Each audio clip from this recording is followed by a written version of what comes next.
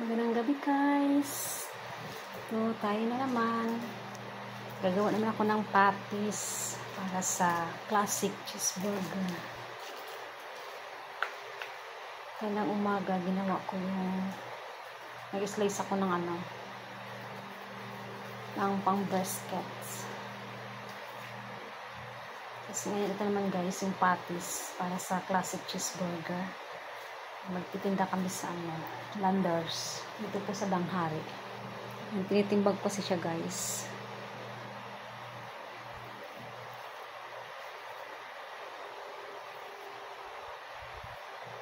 Ayan.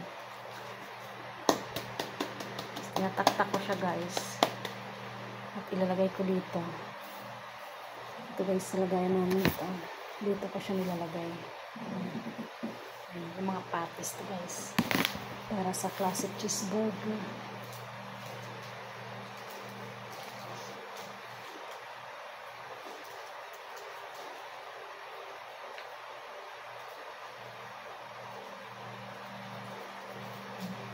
Magluluto pa ako mamaya guys ng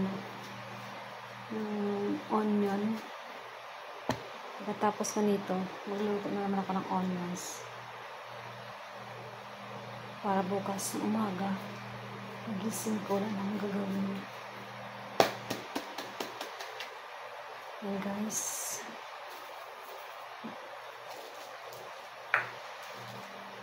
Kumusta kayo? Siguro natutulog na kayo.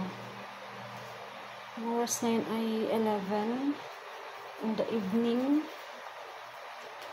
Ako gumagawa pa ng patties. Tinitimbang ko siya guys kasi para eksakto yung timbang niya. Hindi siya susobra, hindi siya kulang.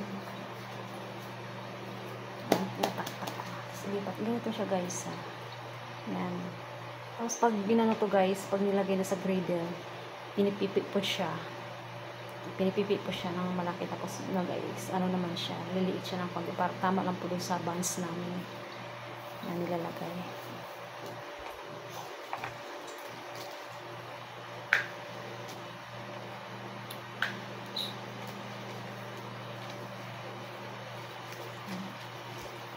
Bali, 100 pieces guys ang gagawin ko ngayon.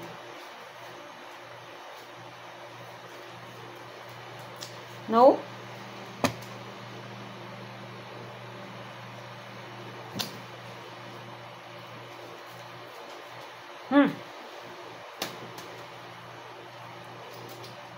Nemo? You go there, you go there, you go there.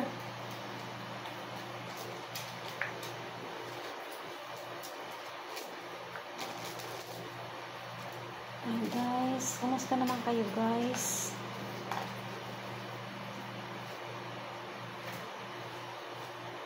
Tara guys, pag nagtatrabaho, kahit gabi na, sige pa rin. Para matapos yung trabaho. At mamaya na ako matulog. Kasi pag bukas ko pa na siya gagawin, alanganin ako sa oras. Magagahol ako sa oras. Kaya ngayon ko na siya gagawin. Tapos lalagay ko sa freezer. Tapos pagkagising ko bukas ng umaga, tatanggalin ko naman siya sa freezer para mag-defrost ko siya. Para may hindi siya mag-ice.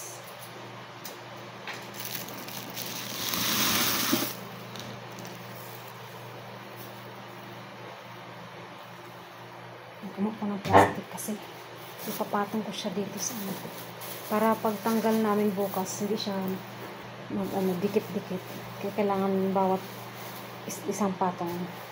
Sa isang patong 12 pieces siya. Tapos nalagyan ko na siya ng plastic. Nemo, don't touch. Nemo! Stay there. Stay there. Aso kasi guys, English zero at English Sera. Ayan, yung malaking aso din. Tahimik lang siya. Ayan, eksakto sa timbang. Hindi siya sobra, hindi siya kulang. Ayan. Nantok na ako guys. Pero sige lang. Para matapos yung gawain. Madali lang naman siya gumawa ng patis. Timbang ko lang naman siya. Kasi kailangan din siyang timbangin guys. Para pareho yung ano nila. Laki. Pag naluto siya.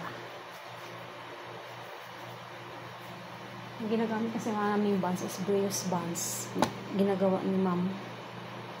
Siya na mismo gumagawa. Nagtinda kami ng ano. Bukas yung ang location po namin guys sa Landers dito sa Danghari. Tapos baka next week mag San Juan na naman kami guys. Tapos kukuha na sila ng ano, yung pisto daw nila ngayon ay dun sila sa Santa Rosa. Sa may Nuvali, malapit sa Nuvali. Ayan. May pisto na kami. Magkakaroon na kami ng pisto, hindi na kami magbuhat-buhat kasi ngayon nasa basar-basar pa lang kami. Kaya medyo mahirap pa ng konti. Nagbubuhat ng gamit. Tapos pagka ano, kinabukasan iwan na namin doon. Tapos kinabukasan namin kukunin ulit. Ito yung buhay. Namamasukan. Buhay tindira.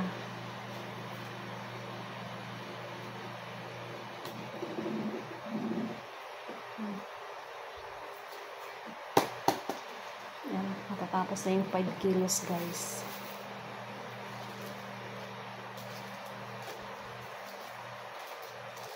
Ano to siya guys, ground beef. Masarap siya sa ano, masarap talaga siya sa classic cheeseburger. Kaya ito yung bestseller.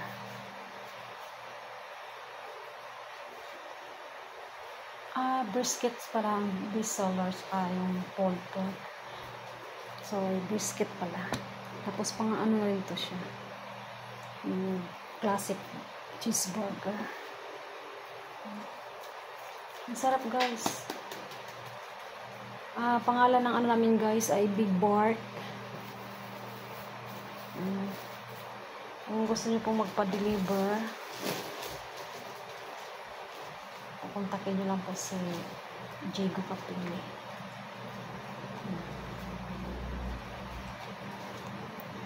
Okay guys, mamay ulit guys. Thank you for watching. Bye. God bless.